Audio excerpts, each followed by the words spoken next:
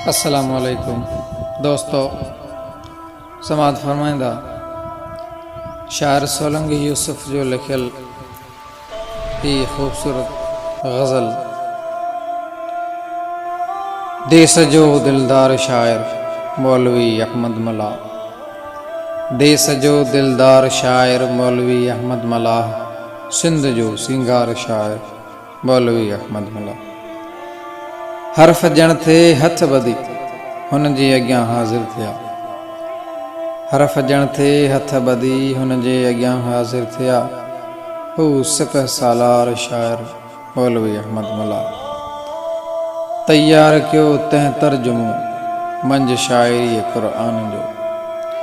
तैयार कयो तंहिं तर्जुमो मंझि शाइरी क़ुरान जो।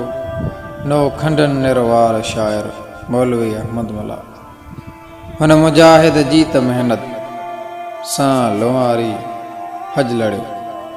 हुन मुजाहिद जी त मेहनत सां लोहारी हज लड़ियो। हक़ मथे होशियार शायर मौलवी अहमद मला। मन हुयो तंहिंजो मंडियो मिठड़े मोहम्मद मीर सां। मन हुयो तंहिंजो मंडियो मिठड़े मोहम्मद मीर सां। ॼण त माखी लार शायर मौलवी अहमद मला। बीख बिदात जी कढी तंहिंजा रिसाला रास थिया। बीख बिदात जी कढी तंहिंजा रिसाला रास थिया।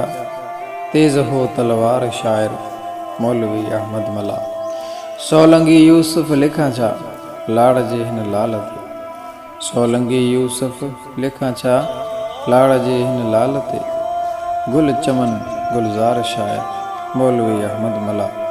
देस जो दिलदार शायर मौलवी अहमद मला। सिंध जो सिंगार शायर मौलवी अहमद मला।